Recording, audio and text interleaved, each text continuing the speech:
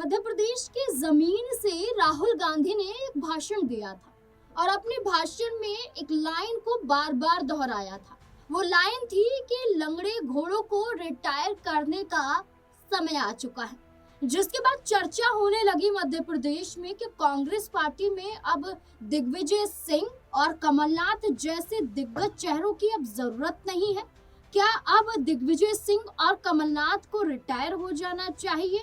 अब उन्हें एक ऐसे मंडल में आ जाना चाहिए जो पार्टी को सही दिशा में आगे बढ़ा सके, ना कि प्रदेश की जिम्मेदारियों के साथ, यानी कि सीएम कुर्सी का सपना छोड़कर प्रदेश में कांग्रेस पार्टी को कैसे मजबूत किया जा सके, कैसे खड़ा किया जा सके, इस बारे में विचार करना चाहिए। जिसके बाद माना गया कि दिग्विजय सिंह कांग्रेस पार्टी से नाराज हैं, कमलनाथ कांग्रेस पार्टी में रह तो रहे हैं लेकिन खफा चल रहे हैं। लेकिन हाल फिलहाल में एक बड़ी खबर सामने आ रही है, जहां माना जा रहा है कि दिग्विजय सिंह एक बार फिर से एक बड़ी जिम्मेदारी के लिए तैयार है। यानी कि जिन लंगड़े घोड़ों का जिक्र किया गया था, इस रेस में दिग्विजय सिंह का नाम नहीं है, क्योंकि आज भी न सिर्फ मध्य प्रदेश में बल्कि दिल्ली की राजनीति में भी दिग्विजय सिंह एक बड़ा चेहरा बनकर कांग्रेस के लिए सामने आ चुके हैं।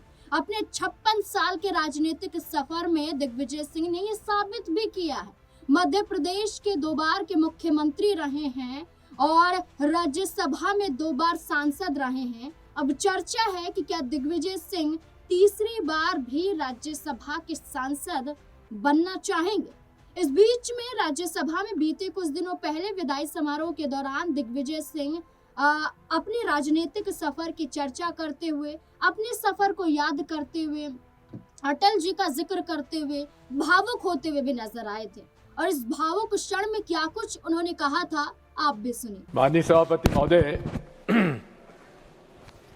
मैं आपका आभारी हूं, आपने मुझे बोलने का अवसर दिया। माननीय सभापति महोदय, लोगों को इस बात का आश्चर्य होगा कि मैं अपने राजनीतिक जीवन में कभी मेरे छात्र जीवन में कभी भी राजनीति से मेरा कोई संपर्क समर्थन नहीं था। कुल परिस्थितियां ऐसी प्रकार की बनी कि मैं 22 साल की उम्र में नगर पालिका अध्यक्ष बन गया सर्वसम्मति से, 30 साल की उम्र में विधायक बन गया, 33 साल में राज्य में मंत्री बन गया, सांसद बन गया और 40 साल की उम्र में मुख्यमंत्री बन गया। लेकिन माननीय सभापति महोदय, मैंने हमेशा अपनी विचारधारा के मार्ग पर चला हूं। मैंने अपनी विचारधारा के साथ समझौता नहीं किया। मेरे अपने राजनीतिक जीवन में किसी के प्रति कटुता नहीं पाली। मतभेद होते थे और विचारधारा में मतभेद होंगे, लेकिन मनभेद होने की मैंने कभी उसको मौका नहीं दिया। आज भी मेरा ये आपसे अनुरोध है, हो सकता है कि मेरे भाषण में कई बार कुछ कटुता आई हो, किसी को बुरा लगा हो, उसके लिए क्षमा प्रार्थी हो, लेकिन इतना मैं आपको अवश्य कह सकता हूं कि चाहे विधानसभा मध्य प्रदेश में हो, चाहे लोकसभा में हो, चाहे यहाँ हो, मेरे संबंध हमारे उन लोगों के साथ भी बहुत अच्छे रहे हैं जिनकी विचारधारा से मैं सहमत न था, न मैं हूं, न कभी रहूंगा। जहां तक हमारे कॉमरेड्स का सवाल है, ये कॉमरेड्स के कार्य संचालन में कुछ बात हो सकती है, लेकिन इनकी जो गरीबों के पक्ष में जो विचारधारा रहती है, हमेशा मैंने उसका समर्थन भी किया है। मैंने माननीय सभापति महोदय, मेरा सौभाग्य है कि मैं उस लोकसभा में भी रहा जिसमें अटल जी, राजीव जी रहे, इंदिरा जी ने मुझे कांग्रेस में प्रवेश दिया और चंद्रशेखर जी भी संसद में थे जब मैं वहां पर था। और इन लोगों से प्रभावित होकर ही मैंने अपना राजनीतिक सफर पूरा किया है। माननीय सभापति महोदय, मैं कभी भी सदन में कभी भी जो डिस्टर्बेंसेस होते हैं, मैं उसके पक्ष में नहीं रहा है। लोकतंत्र की बुनियाद है चर्चा, और सदन में ये सत्ता पक्ष की जवाबदारी होती है कि वो विपक्ष के साथ चर्चा करने के बाद और कोई रास्ता निकाले। इस सदन में हमारे अंसारी साहब भी अध्यक्ष रहे हैं, चेयरमैन रहे हैं। उन्होंने कोई भी बिल दिन में पास होने का मौका नहीं दिया। रास्ता निकलता है और निकलना चाहिए। यही बुनियाद है लोकतंत्र की, जिसमें आज हमें कमी देखने को मिलती है। मैं आपसे इतना अनुरोध करना चाहता हूं कि आज इस देश में जिस प्रकार से सांप्रदायिक कटुता बढ़ती जा रही है, मनमुटाव बढ़ता जा रहा है, ये देश के लिए उचित नहीं है, न हमारे संस्कार और संस्कृति के प्रति उचित है और न लोकतंत्र के लिए उचित है, न भारतीय संविधान के लिए उचित है।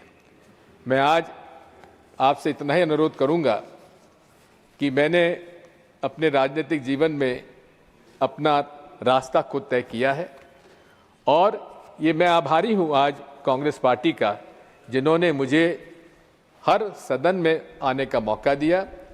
और मैं आज इस अवसर पर आपसे इतना अनुरोध करना चाहता हूं कि अटल जी की वो बात मुझे याद आती है कि मैं ना टायर्ड हूं ना रिटायर्ड हूं, आगे चलकर हम और काम करेंगे।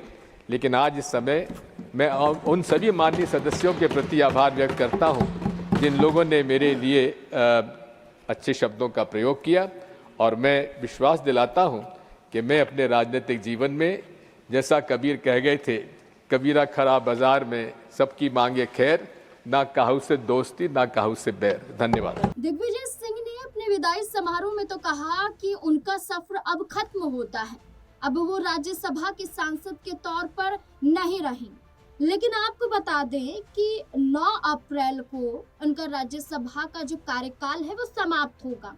इस बीच में ये माना जा रहा है कि जून के महीने में मध्य प्रदेश के अंदर 3 राज्यसभा की सीटें खाली हो रही हैं और ये खाली होती 3 राज्यसभा की सीटों में एक दिग्विजय सिंह की भी है। और ये माना जा रहा है कि दिग्विजय सिंह को ये बड़ी जिम्मेदारी फिर से सौंपने के लिए कांग्रेस पार्टी फिर से तैयार खुद हो रही है, क्योंकि कांग्रेस पार्टी के प्रदेश अध्यक्ष जीतू पटवारी ने खुलकर कहा है कि मैं तो राज्यसभा की तरफ रुख नहीं कर रहा हूं, लेकिन हमारे साथी जरूर राज्यसभा के चुनाव में उतरेंगे। और ये इशारा किया गया और ये खुद बकायदा पूछा गया जीतू पटवारी से कि क्या दिग्विजय सिंह राज्यसभा के चुनाव में उतरेंगे, तो उन्होंने कहा कि वो सक्षम है, उम्रदराज है, तजुर्बा है और हुनर भी है।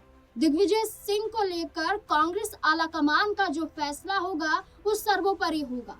हम चाहते हैं कि हमारे साथी आगे बढ़े। इस एक बयान से ये सामने आ रहा है कि पुराने दिग्गज नेताओं के बीच में समन्वय बिठाने के लिए जीतू पटवारी के जरिए बयान दिया गया।